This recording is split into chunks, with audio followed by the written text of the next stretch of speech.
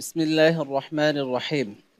عن عدي بن حاتم رضي الله عنه قال: كنت عند رسول الله صلى الله عليه وسلم فقال: ثم ليقفن أحدكم بين يدي الله ليس بينه وبينه ترجمان حجاب ولا ترجمان يترجم له، ثم ليقولن له: ألم أوتيك مالا؟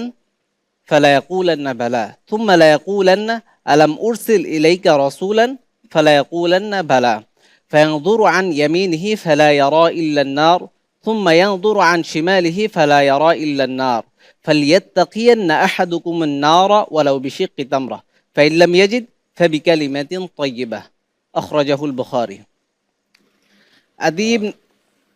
জি আদি ইবনে হাতেম রাদিয়াল্লাহু আনহু থেকে বর্ণিত, তিনি বলেন, একদা আমি রাসূল সাল্লাল্লাহু আলাইহি ওয়াসাল্লামের নিকটে ছিলাম।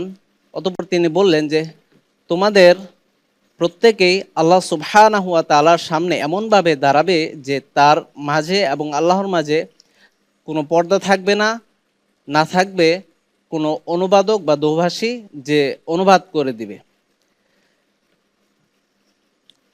এরপর আল্লাহ সুবহানাহু ওয়া তাআলা তাকে বলবেন যে, আলাম উতিকা মালান, আমি কি তোমাকে সম্পদ দান করিনি?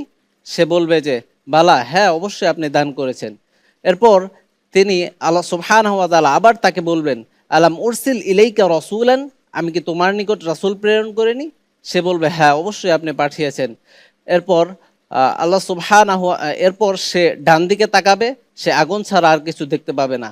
এরপর বাম দিকে তাকাবে, বাম দিকেও আগুন ছাড়া আর কিছু দেখতে পাবে না। রাসূল সাল্লাল্লাহু আলাইহি ওয়াসাল্লাম বললেন যে, তোমাদের প্রত্যেকেই যেন আগুন থেকে বাঁচার জন্য এক টুকরো খেজুর দিয়ে হলেও যেন সে আগুন থেকে বেঁচে যায়। আর যদি সে এক টুকরো খেজুর দিতে অক্ষম হয়, না পায়, তাহলে সে যেন উত্তম কথা বলার মাধ্যমে আগুন থেকে বাঁচে। হাদিসটি ইমাম বুখারী রাহিমাহুল্লাহ নিজ গ্রন্থে উল্লেখ করেছেন। حدثنا حدثنا حدثنا حدثنا حدثنا